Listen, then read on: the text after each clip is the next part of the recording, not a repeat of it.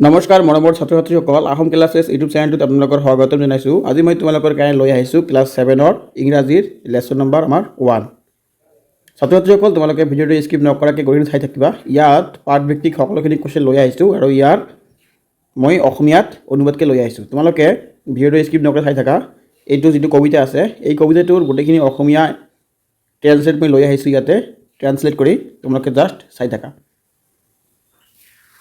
ইয়াত চোৱা প্ৰথমতে কি দিয়া আছে cycling up and down cycle চলাই ইফাল সিফাল কৰি wearing a coat with shiny thread চমক থকা সূতাৰে বোৱা এটা কোট পিন্ধি তাৰপিছত কি দিয়া আছে এ চেফ হোৱাইট হেড আপন হাৰ হেড মূৰত এজন ৰান্ধনীৰ বগা টুপি পিন্ধি she sniffed the air and gave a grin তাই বতাহজাক শুঙি চালে আৰু অলপ হাঁহিলে I am perfect when I bake and spin মই যেতিয়া কেক বনাওঁ আৰু ঘূৰো মই একেবাৰে নিখুঁত হৈ পৰোঁ। She mixed the dough in circles wide তাই বহলকৈ ঘূৰাই ঘূৰাই খিলিটো মিহলাইছিল।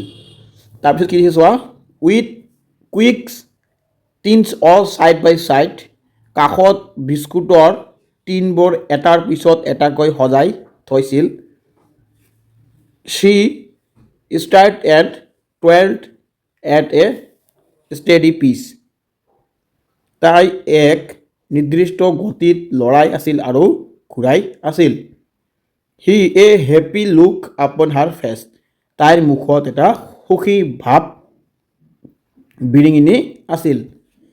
তাৰপিছত চোৱা she baked with care with pouch so' neat তাই অতি সাৱধানে আৰু পৰিপাটি থবাৰ সহায়ত কেক বনাইছিল। And fill the trays with every treat আৰু ট্ৰেবোৰ বিভিন্ন ধৰণৰ সুস্বাদ খাদ্যৰে ভৰাই পেলাইছিল। Her cakes were soft her আৰ্চিং ব্ৰাইট তাইৰ কেকবোৰ কোমল আছিল আৰু ওপৰৰ আইচখিনি উজ্জ্বল আছিল। Each bite is a delicious chews delicious প্ৰতিটো কামৰে আছিল এক অতি সুস্বাদ আনন্দ। তাৰপিছত কি দি আছে চোৱা the clever cat both kind and quick সেই চতুৰ মেকুৰীজনী একেলগে দয়ালু আৰু খৰতকীয়া আছিল। তাৰপিছত চোৱা কি দিছে cooled frost a cake with just one flick তাই মাত্ৰ এটা জোকাৰতেই কেকটো সজাই তুলিব পাৰিছিল।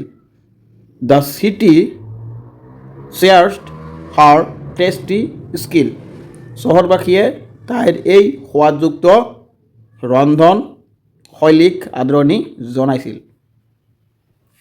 হি treats could make the world stand still তাইৰ হাতৰ সুস্বাদ খোৱাবোৰে যেন পৃথিৱীখনক থমকাই দিব পাৰিছিল।